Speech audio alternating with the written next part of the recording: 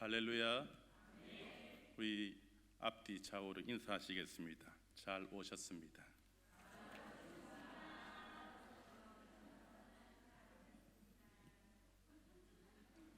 저도 잘 온 것 같습니다.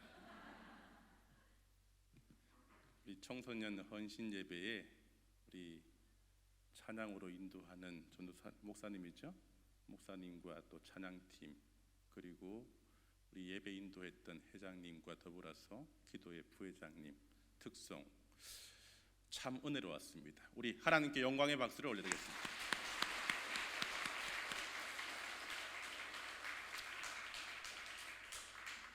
우리 같이 고백할까요? 할렐루야 찬양하세, 내 모든 죄 사함받고 주 예수와 동행하니 그 어디나 하늘. 한 번 더 합니다. 할렐루야 찬양하세, 내 모든 죄 사함받고 주 예수와 동행하니 그 어디나 하늘나라. 할렐루야. 우리 하비성이라는 말, 이 말은 어느 성 이름도 아니요, 중국집 이 상호도 아닙니다. 이 말은 하나님의 비전을 성취하는 나, 여러분, 그리고 교회를 지칭하는 말의 줄임말입니다. 이해되셨으면 고개를 끄덕끄덕 해보십시오. 하비성이 뭐라고요? 아유, 참 강진교회 모든 교우들은 똑똑하시고 똑부러 주셔요. 저희 교회 이름이 하비성 교회입니다. 이를 위해서 기도해 주시기를 부탁드리겠습니다. 저희 교회는 작년 이맘때에 창립 예배를 드려서 이제 1년이 지났습니다. 저희 가족 6 식구가 모여서 시작을 하게 되었고, 지금은 제적으로는 23명이 되어 같이 예배를 드리는데, 초신자들이 보니까 직장 출근도 하게 되고 또 개인적인 일이 있어서 왔다 갔다 하지만 그래도 늘었습니다.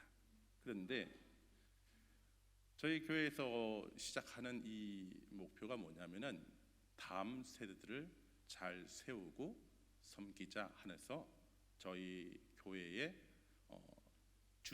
중심된 이 신앙 멤버들은 학생들이, 다시 말해서 청소년들이 주축을 이루고 있습니다. 지금 11명의 친구들이 같이 예배를 드리게 되는데요. 우리 정영식 목사님께서 저를 청소년 헌신 예배에 이렇게 초빙을 해주셨는데 아마 이것과 맞물리지 않겠나 하는 추측을 해보게 됩니다. 오늘 이 청소년들을 만나게 되니까 이렇게 옷을 차려입고 같이 예배 드리니까 이제 마음이 뭉클뭉클하고, 특히 특송할 때에는 감동이 있었습니다. 감사합니다. 그런데 우리 청소년 헌신 예배를 드리는 가운데 우리가 중요하게 여겨야 할 것들 몇 가지를 한번 말씀을 통해서 나눠보기를 원합니다. 이 하나님께서 어떤 분인가, 그리고 하나님께서 우리를 향한 어떤 계획이 있을까, 그에 따른 우리는 하나님께 대하여 어떠한 자세로 나아갈 것인가 하는 것이 이 관건인데요. 이러한 부분에 대해서 확실하게 우리에게 확연하게 보여주는 말씀이 요한복음 3장 16절, 여러분들이 잘 아는 말씀이에요. 하나님이 세상을 사랑하셨어요. 그런데 누구를 보내주셨죠? 독생자 예수 그리스도를 보내주셨죠. 그리고 믿는 자마다, 그렇죠, 멸망하지 않고 영생을 주신다, 그렇게 약속해 주셨어요. 우리 청소년들이 이 교회 생활하면서 확실하게 해둬야 될 것이 무엇이냐? 하나님이 어떤 분이냐는 것이에요. 하나님은 스스로 계시는 분이시고 그리고 우리를 창조하신 분이에요. 나보다 나를 더 잘 아시는 분이시죠. 죽을 수밖에 없는 우리들을, 이 죄와 허물로 인하여서 지옥으로 갈 수밖에 없는 우리들을 하나님이 사랑하셔서, 사랑받지 못할 존재인 우리들을 사랑하셔서 무가치한 존재인 우리들을 가치 있게 여기시고, 그래서 자기에게 가장 고귀한 아들 예수 그리스도를 죽음의 사지로 내미는 가운데 우리를 자녀로 삼아주셨어요. 내가 하나님의 자녀라는 이 사실을, 그리고 하나님이 나의 아버지라는 이 사실, 이 관계 속에서 우리가 살아가야 한다는 것이죠. 이것이 빼놓으면 아무것도 우리가 할 수 없어요. 이것이 없다면 우리의 헌신과 수고와 우리의 모든 계획들이 아무것도 아니라는 것이죠. 하나님이 나와 어떤 관계 속에 있느냐? 하나님은 나의 아버지십니다. 어느 이 집사님의 이야기예요. 이 집사님이 어렸을 때에 아버님과 함께 어머님과 함께 잘 살았어요. 그런데 이 어머님 아버님이 사고로 한순간에 돌아가셨죠. 그래서 이 아이는 과원에 맡겨져서 살다가 나중에 성장하게 되었고, 믿지 않는 어떤 이 사람과 결혼해서 살아가는 날 동안에 이 병이 걸렸어요. 병이 걸렸는데 자기가 낳은 아들 똑같이 자기 인생처럼 그렇게 똑같이 살까봐 눈물을 펑펑 흘리면서, 옛날에 금복주 이만한 거 혹시 아세요? 이거 가지고 와가지고 대바람 부르면서 그 마시면서 아유 내 인생 끝낼 거다 하고 그랬어요. 그런데 친구가 와가지고 교회 한번 가보자 그렇게 했어요.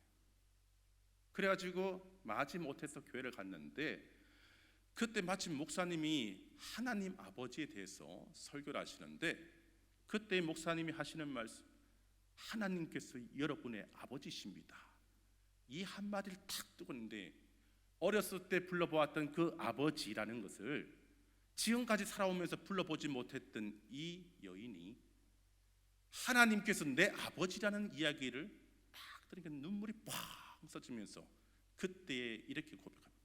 하나님이 내 아버지라면은 저 핏덩이 불쌍한 인생들, 나와 같은 인생처럼 살지 않게 해주시고 저를 살리사 저들이 고등학교 졸업할 때까지만 내 살 수 있도록 해주세요 라고 했더니 살았을까요? 죽었을까요? 죽었으면 말을 안 하지. 살아서 지금도 산대요. 그래서 집사가 되었고 잘 섬기고 왔던 이야기 있어요. 하나님께서 나의 아버지시고 나보다 더 잘 아시는 그 하나님이 오늘 여러분들의 아버지시고 여러분들의 일평생 함께 하실 줄 믿습니다. 어떤 시계를 만드는 장인이 있어요. 이 장인이 시계를 만드는데, 옛날에, 요즘에는 저기 보니까 숫자로 돼 있죠. 옛날에 시계를 보면은 이 바늘로 돼 있지 않습니까? 바늘로 돼 있는데 이 시와 분과 초가 있어요. 그래서 이 장인이 이 시로 있는 이 큰 침에는 동으로 한번 색칠을 해보고, 이 분자리에는 이 은으로 한번 색칠해보고, 그 다음에 이 초에는 금으로 이렇게 해가지고 색칠해서 칠해가지고 이걸 만들었어요. 그리고 난 다음에 자기 아들에게 이거를 어떻게 했냐, 성인식 때 이걸 선물로 해서 채워줬어요. 그랬더니 아들이 시계를 딱 보더니, 아버지, 이 아이 금을 다 씌우지 와 이렇게 해놨는겨? 그랬더니 그 아버지가 아들에게 얘기합니다. 아들아, 너 초에다가 이 금을 씌웠는데 너에게 있어서 이 초, 이 시간을 잘 활용하지 못한다면은 분도 없어요, 시도 없다. 그렇게 해서 이야기를 해주었어요. 뭘 얘기했냐면은 시간이 정말 소중하고 중요하며 그것을 아껴서 다시 한번 사용을 잘해서 내 인생에 꼭 필요한 시간들로 인해서 너에게 값지고 복된 삶을 살기를 바란다 하는 그런 이야기가 있어요. 사도 바울이 이렇게 말을 하지. 에베소서 5장 16절 17절 말씀에서 세월을 아끼라. 이걸 다른 말로 말하면은 시간을 선용하라. 지금 때가 가까웠어요. 악한다는 것이죠. 그러므로 어리석은 자가 되지 말고 오직 주의 뜻이 무엇인지 분별하라. 우리 인생을 살면서 이 시간 속에 초마다 우리가 기억해야 될 것은 덤으로 사는 인생, 하나님의 은혜로 다시 생명을 얻은 이 우리들이 이 땅을 살아갈 때 어떻게 살아갈 것인가? 그 중에서 하나가 무엇이냐? 시간을 선용해야 됩니다. 오늘 이 자리에 앉아 있는 우리 청소년들, 여러분들의 시기가 정말 중요해요. 여러분들 시기는 휙 지나가는 거예요. 저는 그 시기에 다시 돌아갔으면 더 멋지게 살고 싶은 생각이 있어요. 그런데 그렇게 할 수 없는 것이 우리 인생이라는 것, 여러분들 뼈저리게 아셔야 돼요. 그래서 어떻게 하냐? 한번 따라가겠습니다. 청소년들, 시간을 선용하자. 내보다 더 작다. 시간을 선용하자. 잘 사용해서 그 시간을 우리가 하나님의 영광을 위하여, 여러분들의 특성으로 있잖아요, 하나님의 영광을 위하여 살아갈 수 있게 되길 주의 이름으로 축원드립니다. 이 시간이, 주어진 시간이 우리에게 많지 않아요. 그런데 오늘 본문 말씀에서 요셉이라는 인물이 있죠. 이 요셉이라는 인물이 창세기 37장에 보면은 이 요셉이 17세 되던 해에 꿈을 꾸었다라고 했어요. 여러분들 나이대에 10대에 꿈을 꾸게 되는 것이죠. 그런데 여기에서 요셉이 꾼 꿈이 자기가 꾸고 싶었던 꿈이었어요? 아니면은 누군가가 꾸게 했던 꿈이었을까요? 그렇죠. 자기가 꾼 꿈이 아니라 자기도 전 상상도 못했던 그런 꿈을 꾸었죠. 자기의 볏집단을 향하여서 형들의 이 볏집단이 절을 하는 꿈, 그리고 하늘에 있는 해와 달과 11별이 자기를 향하여 어떻게 해요? 절을 하는 그 꿈을 꾸었죠. 그런데 이 꿈을 꾸는 이 요셉, 그가 어떻게 해요? 꿈을 꾸어서 형들에게 이야기했고 부모님에게 얘기하겠죠. 이야기했더니 오는 것은 뭐예요? 한 대 집박히는 것밖에 있겠어요? 우리가 살아가는 이 삶의 현장 속에서 누군가가 꿈을 꾼다면은 그 꿈에 대해서 박수를 치는 사람보다 반대, 놀림값, 아이고, 이렇게 하면서 혀를 차는 사람들이 한둘이 아닌 거예요. 조금 더 나가서 그런 꿈도 꾸지 못하는 사람들이 허다하니 이를 어찌할꼬 하는 것이. 우리 이 자리에 앉아 있는 청소년들, 꿈 꾸었습니까? 그 꿈이 개꿈입니까? 아니면 하나님이 주신 꿈입니까? 잘 생각해 보길 바랍니다. 두 가지 이야기했어요. 앞에서 시간을 어떻게 하라고 했어요? 선용하라. 두 번째 뭐예요? 꿈을 꾸어야 돼요. 누구의 꿈을 꾸냐? 하나님의 꿈을 꾸어야 되는 것이죠. 요셉이 그 꿈을 꾸었죠. 그 꿈을 꾸었으면 어떻게 될까요? 어떻게 될까요? 하나님은 여러분들에게 꿈을 주시면은 그 꿈을 하나님이 이루어 가시는 거예요. 아멘? 하나님이 이루어 가셔요. 여러분들의 삶이 그 꿈이 무엇인지도 모를 때가 있어요. 그리고 그 꿈이 이루어져 가는 그 과정 속에서 자기가 어떠한 현장 속에 있는지도 전혀 모른 채, 그리고 어떠한 현장으로 이끌림을 받고 있는지 전혀 모른 채 그렇게 살아갈 때가 있어요. 그래서 공부하는 이유가 무엇인지도 모르고, 밥 먹는 이유가 무엇인지도 모르고, 교회 왔더니 목사님이 하나님의 영광을 위하여 했더니 그 하나님의 영광이라는 것이 나하고는 전혀 상관없이 내 마음대로, 내 고집대로, 내 하고 싶은 대로 그렇게 살아가는 인생이 허다한 것이에요. 그런데 여기서 중요한 것은 하나님이 여러분들에게 주신 꿈을 하나님이 이루어 가시는데 거기에 대하여 여러분들이 어떠한 자세를 가지고 있어야 되느냐, 이거예요. 자, 요셉이 꿈을 꾸었어요. 형들이 어떻게 시기를 받았지요. 그래서 어떻게 해요? 웅덩이 빠져가지고 죽을 위기에 놓여져 있어요. 그리고 어떻게 합니까? 죽이면 안 되지. 그래서 미디안 상인에게 팔아서 노예로 보냈죠. 거기 어디예요? 이집트잖아요. 이집트에 가가지고 이 보디발 집에 가가지고 거기에서 있었죠. 그런데 여기에 있는 동에 가정이, 요셉의 가정에서 한 아버지와 4명의 어머니 속에서, 그리고 자기 어머니는 막내 동생 베냐민, 베노니를 낳고 난 다음에 슬픔의 아들, 이 아들에 의해서 나중에 어머님이 돌아가시게 됐죠. 어쨌든 한 아버지 4명이 있는 이 어머니의 가정, 그리고 배다른 형제들이 같이 살고 있는 이 가정 속에서 요셉이 채색 옷을 입었을 정도로 아버지의 사랑을 독차지하고 있었지만 그의 삶의 모습 속에서는 형들을 이해하거나 형들을 용서하거나 형들과 함께 어울려서 화목하고 다정다감하게 살아가는 그런 가정으로 살아가느냐 했을 때 그렇지 못했던 것이죠. 힘들고 어려운 그 상황 속에 있었어요. 미움만 시기만 받았고 오히려 심지어 죽이려고 하는 그러한 안타까운 속에 살아가고 있는 요셉의 모습은 불안 그 자체였던 것이죠. 이러한 상황에서 요셉이 꿈을 꾸었던 것이에요. 여러분들 삶의 현장 속에서 한번 생각해 보시기 바랍니다. 여기에 있는 우리 청소년들 요셉보다 더 형편이 좋지 못한 친구들이 있어요? 있어요? 없지요? 한번 잘 생각해 봐요. 하나님이 요셉보다 더 나은 형편을 주었죠. 그렇죠? 그 형편 속에서 여러분들이 요셉처럼 꿈을 꾸지 못한다면은 가장 비참한 삶이에요. 꿈을 꾸어야 되겠죠. 요셉이 꾸었던 그 꿈을 여러분들이 꾸어야 하는 것이죠. 10대의 꿈을 꾸어야 되는 것이죠. 그 꿈을 통해서 하나님이 어떻게 인도하신지를 여러분들이 순간순간마다 기도하면서 나아가야 되는 것이죠. 그리고 여러분들의 선생님들은 이 아이들이 하나님의 꿈을 꿀 수 있도록 여러분들이 전폭적인 지지를 해주고 기도해주고 성장시켜야 되는 것이죠. 이 자리에 앉아 계신 부모의 세대들은 이 아이들이 하나님을 만날 수 있도록 시간을 선용하여 하나님의 꿈을 꿀 수 있도록 그 꿈이 무엇인지 그 길을 향하여 달려갈 수 있도록 기도와 물심양면으로 섬겨줘야 한다는 것이죠. 할렐루야. 그 일들을 위해서 여러분들이 있는 존재 이유예요. 삶의 이유라는 것이에요. 그리고 이 자리에 앉아 계신 어르신들도 여러분들 꿈을 꾸어야 되는 것이죠. 무슨 꿈을 꾸냐? 내가 이루지 못한 그 꿈을 이들을 통해서 하나님이 다시 이루어갈 수 있도록 꿈을 꾸어야 한다는 것이죠. 그러면 그 꿈을 통해서 하나님은 어떻게 하시느냐? 요셉이 좋지 못한 모습, 요셉의 좋지 못한 환경인 요셉, 모든 것들을 몸에서 빼내야 되는 것이에요. 이 몸에서 빼내야 요셉이 놀라운 일들을 감당할 수 있죠.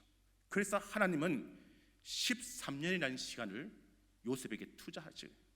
여러분들의 부모님께서 이 아이들을 유학을 보내고 그리고 학원을 보내고 뭐 과외를 하든 어떠한 방법을 다 동원해서 한다 할지라도 요셉처럼 더 아름답게 성장시킬 수 있습니까?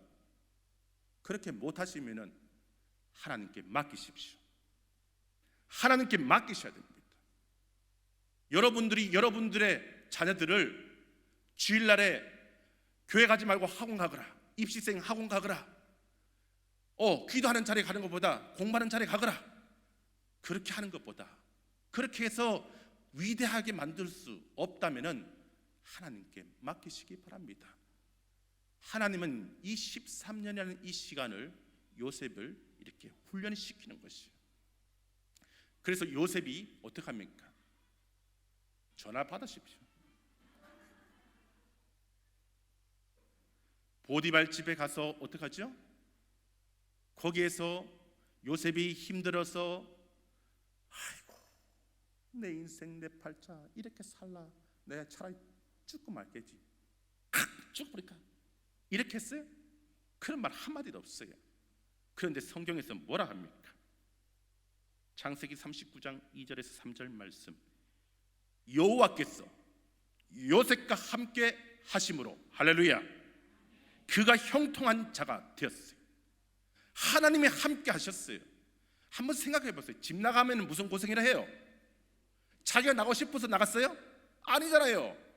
형들이 떠밀어 가지고 그것도 팔아버려 가지고 나온 이 인생인데 요셉이 그 보디발 집에서 그렇게 해서 노예로 삶을 사는데 하나님께서 그와 함께 하시고 그에게 형통함을 주셔서 그 가정집에 뭐가 됐어요? 총무가 됐잖아요. 한번 생각해 보세요. 노예로 전락했던 이 인생을 하나님이 훈련과 연단의 과정 속에서 매력 있는 자로 바꿔 놓으셨어요. 보디발에게 그리고 그 가정 모든 사람들에게 필요로 한 행복한 존재, 사람들의 마음을 끌어 있는 이런 매력적인 인생이 되어 있는 것이에요.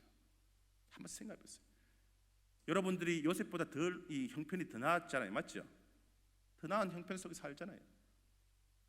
아프고 슬프고 눈물 나고 고통 가운데 있고, 왜 내 마음대로 안 되고 지치고 힘들고, 이렇게 해서 부모님은 내 마음도 알아주지 않고 학교 선생님도 내 마음 안 알아주고 누구도 다 내 마음 알아주지 않는 이 세상 내 하직할 것이다, 이렇게 하는 사람 있어요, 없어요? 없지요. 그렇게 하는 사람은 회개하고 다시 돌아와야 돼. 하나님께서 가장 힘든 그 순간 속에서 하나님은 손을 잡아줬어요. 요셉의 피곤한 손을 잡아주시고 연약한 무릎을 이렇게 세워주셨어요. 그리고 그에게 노예라는 것에서 새까맣게 있게 만들고, 그 속에서 누군가에게 필요한 행복한 존재, 매력 있는 인생으로 싹 바꾸어 주셨니, 그것이 하나님이 함께 하심이요 그로 하여금 형통케 하셨으니, 이 요셉을 통하여 그 가정이, 그 가문이 복을 받게 하신 것이에요. 그리고 이를 통해서 무엇을 나타낸 것이냐, 하나님이 요셉을 통하여 하나님이 모든 사람들의 주와 모든 사람들의 주권자 되심을 나타내 보셨던 것이죠. 하나님은 보잘것없는 그런 요셉을 통해서 그 가정 가문을 바꾸어 놓으셨던 것처럼, 여러분들을 통하여서 여러분의 삶의 현장, 학교와 가는 곳곳마다 하나님은 그 일을 하실 수 있는 거예요. 문제는 그 위대하신 하나님을 내가 믿느냐는 것입니다. 의지하느냐는 것이죠. 그것을 모른 채 살아간다면 아무런 역사가 없는 거예요. 매번마다 내 인생이 왜 이러냐고 찌질하다고 이렇게 쩔는 사는 그런 삶을 산다, 거기서 머물러 있다면 아무것도 할 수가 없는 것이에요. 보디발 집에서 아주 안 좋은 그 여인에 의해요 이 모함을 받고 어디로 가요? 왕의 제수들을 가두는 감옥으로 갔지요. 거기에 가서 뭐 어떻게 됐어요? 하나님이 함께 하셔서 그 제수들의 일에 모든 일들을 간장하게 하셨어요. 하나님이요 요셉이 옮기는 곳곳마다 그와 함께 하셨어요. 요셉이 잘나서 그럴까요? 아니에요. 요셉이 그 환경에서 잘 적응할 수 있도록 하나님이 지혜를 주셨고 명철을 주셨고 청명을 주셨어요. 하나님이 곳곳 이동하는 곳곳마다 그 환경에서 요셉이 하나님의 일을 할 수 있도록, 하나님의 뜻을 나타낼 수 있도록 그에게 꿈을 해몽하는 지혜를 허락하셨으니, 거기에서 술 맡은 가론장과 떡 굽는 가론장의 꿈을 해몽하고 나중에는 바로 앞에 가가지고 꿈을 해몽하니, 하나님은 이 요셉을 통하여서 놀라운 일들을 행하시기를 작정하셨던 것이지요. 그 하나님이 나와 함께 하시고 여러분 한 명 한 명 한 명에다가 그 일을 행하시기를 원하시고 계신 것이에요. 우리 이 시간 함께 고백할까요? 하나님이 우리에게 그것을 원하고 있어요. 내가 원하고 바라고 기도합니다. 우리 같이 고백할까요? 이 찬양인데 원하고 바라고 기도합니다. 이 찬양 우리 같이 고백할까요?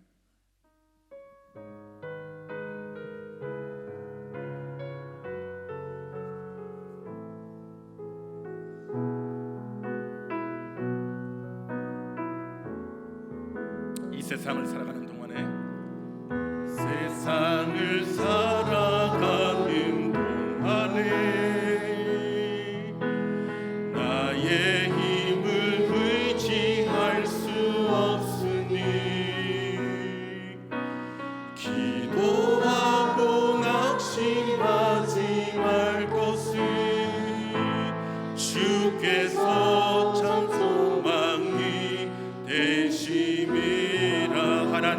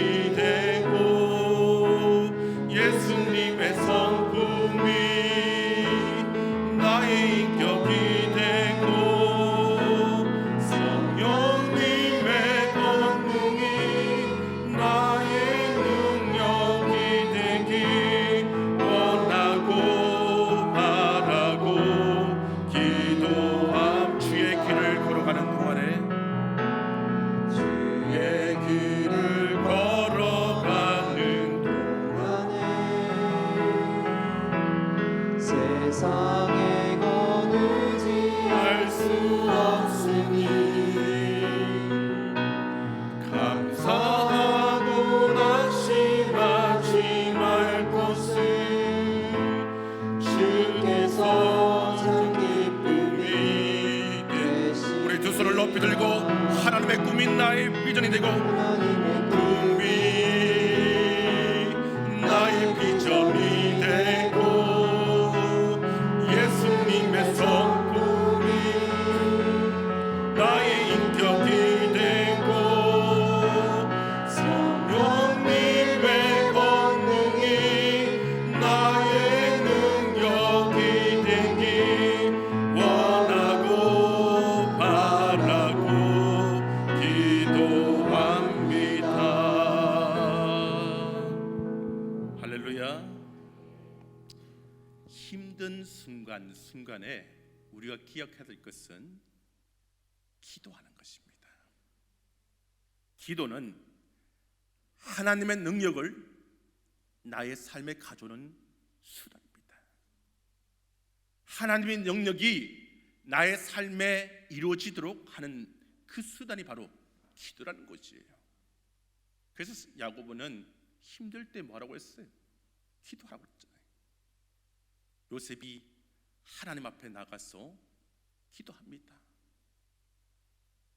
애굽의 국무총리가 되었죠. 그리고 자기 형들이 찾아와서 양식을 구합니다. 요셉의 그 형들을 보았을 때 어떻게 했어요? 여러분들이라면 어떻게 할까요? 자기를 팔아버리고 노예로 만들어버리고 살아온 세월에 다 아프고 슬프고 눈물 나는 그런 세월에 그 원흉이 저놈들인데, 응? 여러분들은 어떻게 하겠어요? 펑펑 울잖아요. 하나님 하나님은 어떻게 하겠습니까? 저 형들이 와서 자기 앞에 엎드려 그렇게 기도하죠. 살려주세요 살려주세요 할 때 어떻게 합니까? 형님들, 제가 형님들을 어떻게 하겠습니까? 제가 하나님을 대신하겠습니까? 라고 하는 것이죠. 37장 창세기 37장에 보면은 형들의 잘못을 아버지에게 가지고 고자질했던 그 요셉이 형들을 용서하고 그들의 필요를 채워주고 그리고 아버지를 애굽 땅에 모시고 그의 마지막 여생을 아들과 함께 지내며 봉양하며 그리고 그 형들과 형들의 자녀들을 그렇게 돌보는 그 모습이 어떠할까요? 기도가 없으면 불가능한 것이죠. 요셉이 국무총리가 되었다는 것이 중요한 것이 아니라 그 위치는 하나님의 비전을 이루기 위한 하나의 도구일 뿐이에요. 이 아이들이 커서 뭐가 될래? 너희 비전이 뭐냐? 꿈이 뭐냐? 했을 때 뭐가 되겠습니다. 뭐가 되겠습니다. 뭐가 되겠습니다. 하는 것은 하나의 도구이고 통로예요. 그러면 그걸 통해서 뭘 할 것이냐가 중요한 것이죠. 뭐예요? 그게? 오늘 50장 19절 말씀 같이 읽어보겠습니다. 시작. 요셉이 그들에게 이르되 두려워하지 마소서 내가 하나님을 대신하리이까. 20절. 당신들은 나를 하려 하였으나 하나님은 그것을 손으로 바꾸사 오늘과 같이 많은 백성의 생명을 구원하게 하시려 하셨나니. 할렐루야. 국무총리가 된 것은 하나님께서 그 요셉에게 꿈을 꾸게 하고 그리고 연단 받아서 훈련되어서 그에게 지금 이 일을 하게 했던 것이죠. 뭐예요? 바로 이 선으로 바꾸는 것이에요. 하나님께서 이 악이라는 자체를 악으로 갚을 수 있는 상황에서 선으로 바꾸가지고 요셉이라는 이 인생을 통해서 요셉의 가족뿐만 아니라 넘어서 지구촌 사회에 있는 사람들을 살려내고 그리고 그 다음 세대를 세울 수 있는 놀라운 일을 했던 것이죠. 여러분들의 꿈이 무엇입니까? 비전이 무엇입니까? 뭐가 되겠습니다. 뭐가 되겠습니다 라는 것보다도 그것을 통해서 어떤 일을 하겠습니다.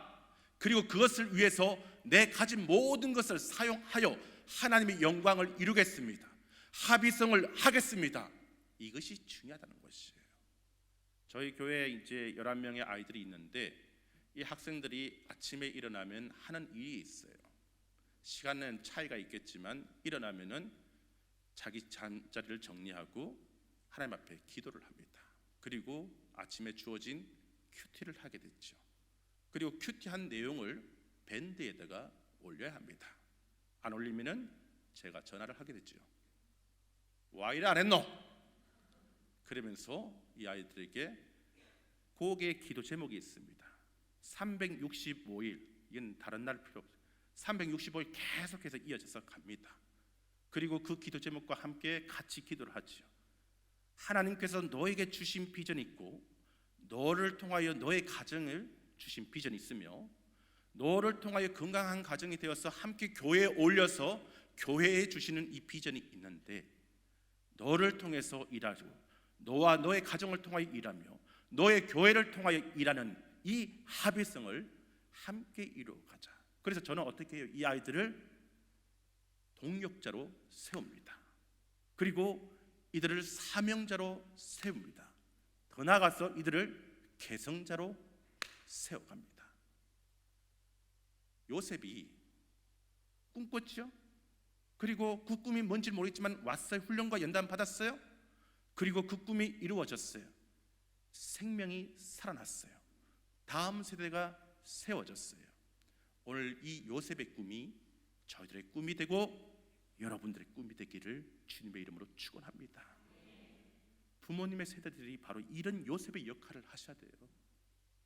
벌어서 땅 사고 집 사고 뭘 사고 해서 불려가지고 그것을 개성시키는 것이 아니라 이것을 사용해서 다음 세대들이 하나님 믿는 자녀들로 세우고, 이들이 믿는 자들과 결혼하여 그리고 하나님의 거룩한 백성 교회를 세우고 나라와 민족을 세우며, 이들을 통하여 이 나라와 이 민족을 통하여 지구촌 사회 곳곳에 있는 사람들을 살려내는 일들을 감당하게 하는 이 일이 저와 여러분들의 세대에 우리가 해야 할 비전이라는 것이에요.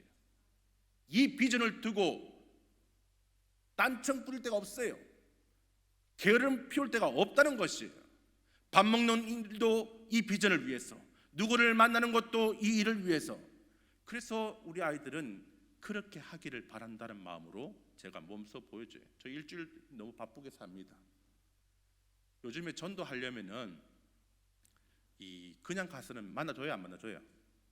이 전도체 가져가면은요, 이거 있다가 합의성이네, 어디 가 있는지 몰라요. 그런데 가서 1년 동안 꼬박꼬박 했어요.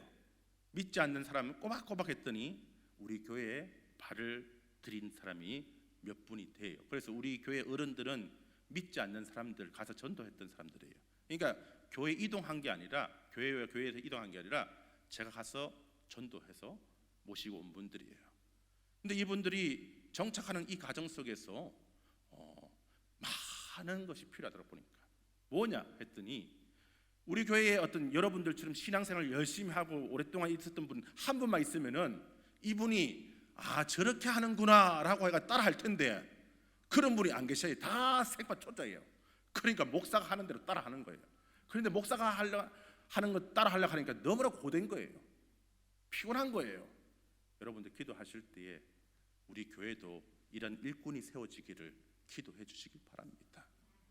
저들을 통하여서 다음 세대들이 세워지는 그 역사를 저는 기도하면서 나가는 것입니다. 그래서 물론 담임 목회의 임지도 여러 군데 있었지만 노하고 하나님이 주신 이 비전을 통해서 저희 다음 세대를 세우기 위해서 나아가고 있습니다.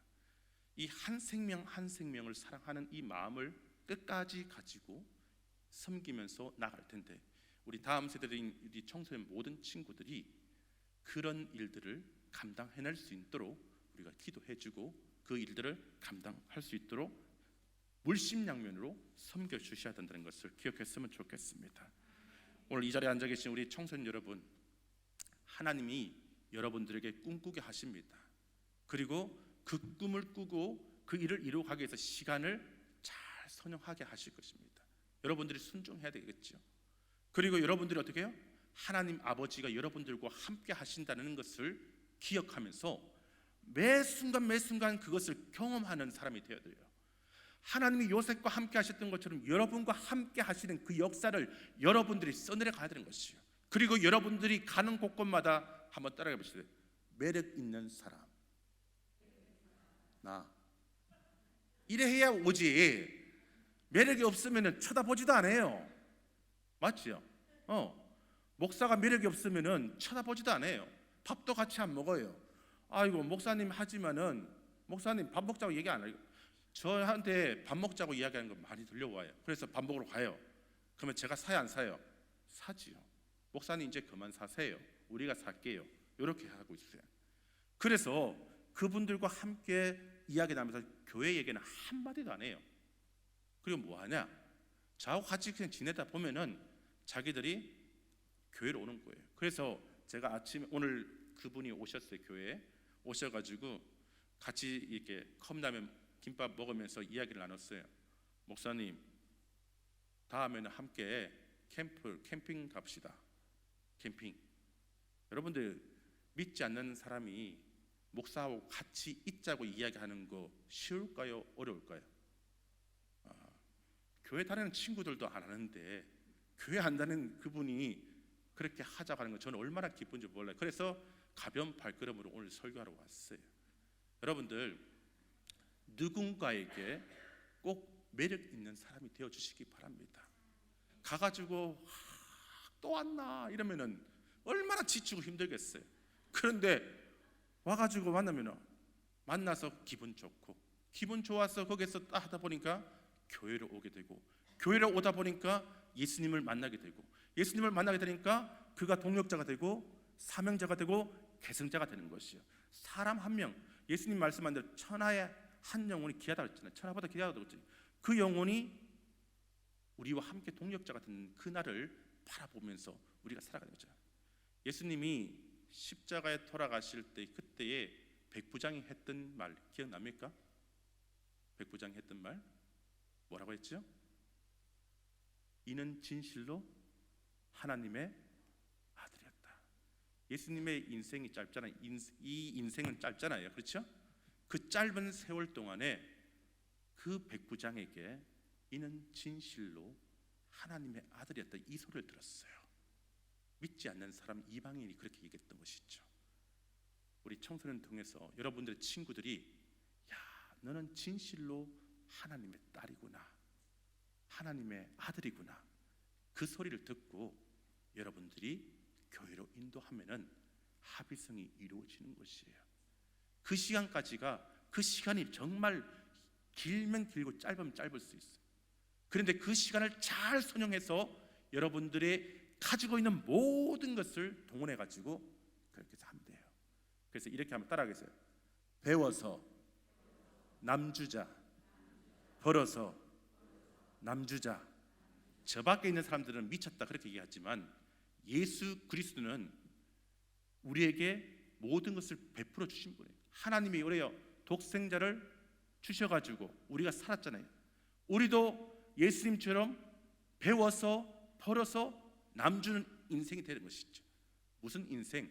요셉이 다음 세대들을 위하여 이것을 준비하고 사용했던 것처럼 여러분들도 여러분들 지역에 있는 수많은 죽어가는 영혼들, 그들이 다음 세대들이라면은 저 밖에 있는 아이들, 내 자식이 아니라 내팽개칠 것이 아니라 저들도 우리가 책임져야 할 세대요. 하나님이 자녀가 되어야 할 인생 청소년이라는 것을 기억하면서 그들로 인도하여 하나님께 영광을 돌릴 수 있는 그러한 날이 여러분들을 통하여 속히 이루어지게 되기를 주님의 이름으로 부탁드립니다. 이 시간 함께 기도하실 때 이렇게 기도했으면 좋겠어요. 하나님, 제가 주님의 기쁨이 되기를